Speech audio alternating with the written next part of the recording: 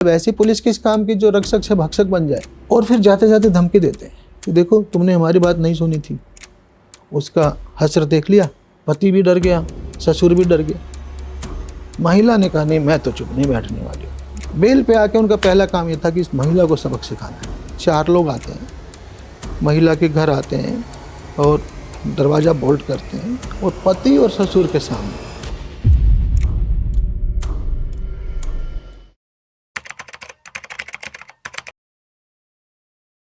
कई बार तो एक अफसर की भिड़ंत उसके अपने ही लोगों से भी होती है, वो इस किताब से झलकती है कहीं। मैं चाहूँगी कि हम जो इसकी इम्पोर्टेंट कहानी है उसको थोड़ा विस्तार से बताएं सर। मैं उसके भिड़ंत नहीं कहूँगा। देखो जैसे आप इसकी पहले ही कहानी लीजिए, लीक से हटकर, लीक से हटकर इंसाफ की एक डगर, ठीक है। तो ये भिड़ंत ना हो करके एक स्टैंड है, और स्टैंड है पीड़ित के पक्ष में कि कोई पीड़ित है तो उसको न्याय दिलाना मेरी जिम्मेदारी है, मेरी ड्यूटी है, मेरा कर्तव्य है।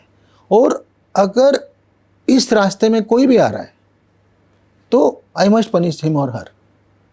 तो इसलिए मैं कोई पुलिस वालों के अगेंस्ट नहीं हूँ, किंतु अगर किसी पुलिस वाले ने अपनी गलती से इनजस्टिस किया किसी के साथ तो फिर मैं उसे माफ़ नहीं करूँगा। तो ये जो कहानी है ये एक गैंगरेप पीड़िता की कहानी है, जिसमें वो बेचारी एक महिला है, उसके परिवार में एक ससुर है और एक पति है। महिला 25 साल की होगी लगभग, और वो उसका पति जो है मेसन टाइप का, मिस्त्री जैसे होते हैं, राजमिस्त्री। और ससुर जो है वो कुछ नहीं करता था, एजेड था, बूढ़ा था।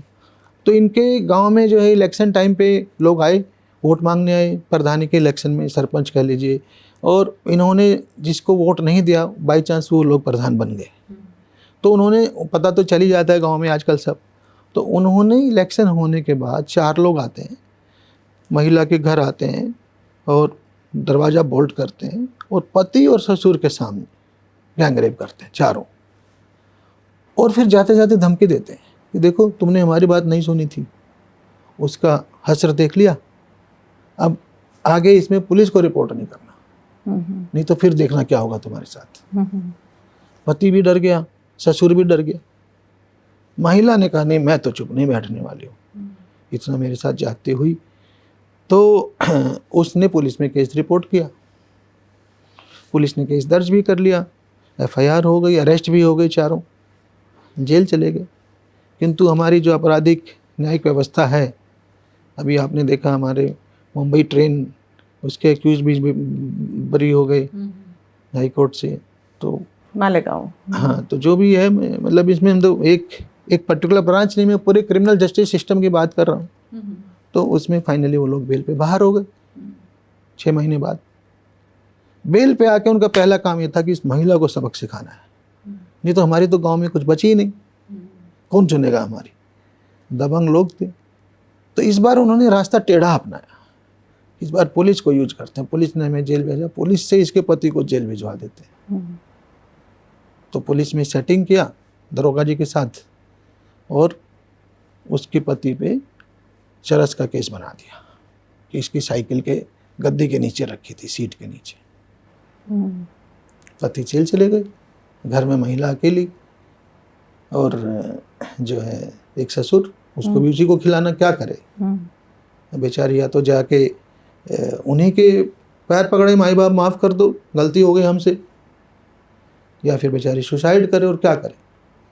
या हो सकता है फूलन देवी बन जाए, कल को भाई मैं बदला लूंगी, ऐसे भी होता है, इसी तरह से निकलते हैं लोग। तो ऐसी स्थिति में वो मुझे अप्रोच करती है, और तब मुझे जब जांच में ये सब पता चलता है तो मेरा भी खून खोलता है कि भाई ऐसे थोड़े चुप बैठेंगे। मतलब ऐसी पुलिस किस काम की जो रक्षक से भक्षक बन जाए। उसका काम है महिला को जस्टिस दिलवाना, उसकी रक्षा करना, उसकी इज्जत की रक्षा करना, और ऐसे में वो ये ना करके उसके पति को झूठा जेल भेज रही है, तो आई विल नॉट टॉलरेट। तो उसको सस्पेंड किया, कोर्ट में बताया कि हमारी गलती है, तब उसका पति बेचारा जो है जेल से बाहर आया।